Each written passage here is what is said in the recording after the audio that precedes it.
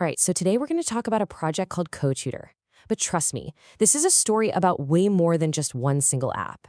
It's really about a whole new way of thinking about how we connect and learn and even create value online.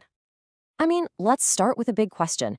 Does our digital world feel a little broken sometimes? I think we all know that feeling, right?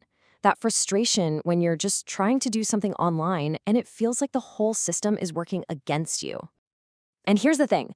A lot of that frustration comes from the fact that so many platforms are just designed to extract stuff from us. Our data, our attention, you name it. And that can lead to some pretty toxic spaces, a ton of misinformation, and just this general feeling that we're the product, not the customer. So, okay, instead of just accepting that, what if we could just build our own thing? What if we could create our own little corners of the internet that actually reflect our values and serve our needs, not the needs of some far-off shareholders?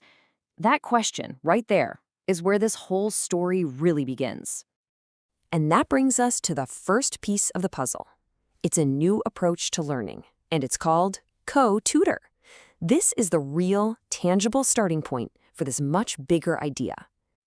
Right off the bat, they set the tone. Forget those endless pages of legal jargon nobody ever reads. The platform's entire culture is built on just 3 simple rules: no lying, no cheating, and absolutely no Nazis.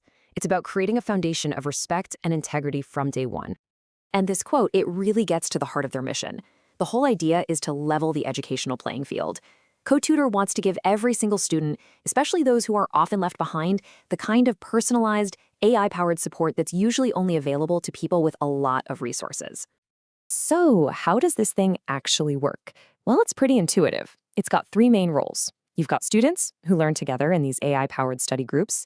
Then you have moderators who are kind of like teaching assistants there to guide the conversation. And finally, you have administrators who act like the professor, overseeing the whole experience. It's a system that uses tech to boost a model that we already know works. Okay, now let's get into how this whole thing is built on a totally different economic model. This is where it gets really innovative, because it's not just about what you learn, but about how value itself is created and shared by everyone. To really get the solution, you have to understand the problem. And there's this perfect word for it: N-shitification. It describes that thing we've all seen happen. A platform starts out amazing, it's all about the user, but then over time, the pressure to make money for investors kicks in, and the whole experience just gets worse. More ads, lousier features, and awful support. And this quote, man, it is painfully relatable.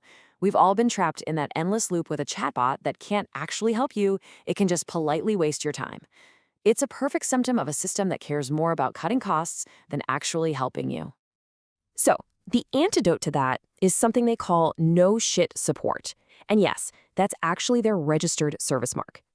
In this model, AI is a tool to help the humans, not replace them. The end goal is always to connect you with a real person who can actually solve your problem. Imagine that.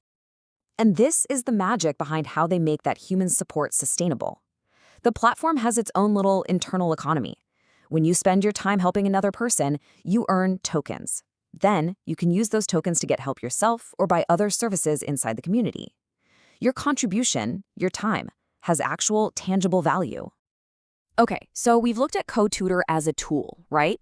Now it's time to zoom out and see how this one tool fits into a much, much grander vision for the internet itself. This is such a powerful metaphor. Just think about what a sidewalk is. It's public, it's shared, it connects our homes to businesses and lets us just bump into each other. It benefits everyone. The goal is to make the internet feel like that again, a shared public space, not just a bunch of privately owned walled gardens.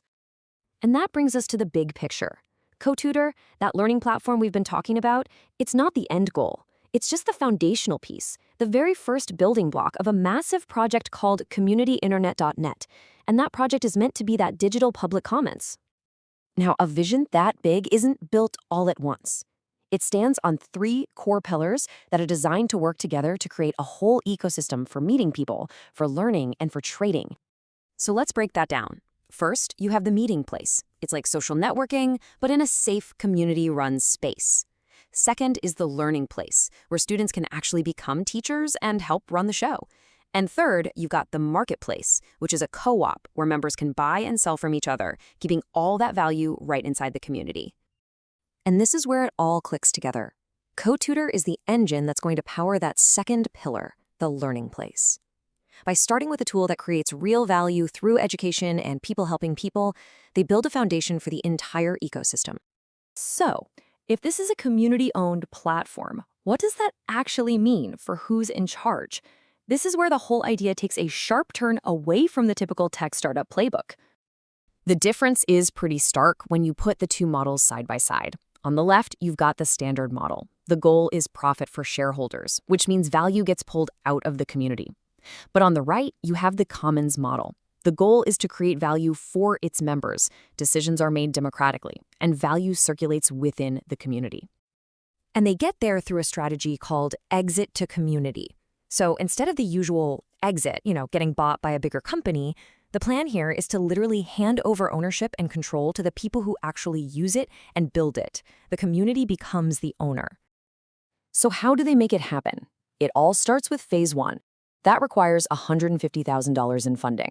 This first bit of cash is for getting the basics off the ground, launching a minimum viable product, building the core plugin, and running pilot programs with partners like colleges to prove the concept really works.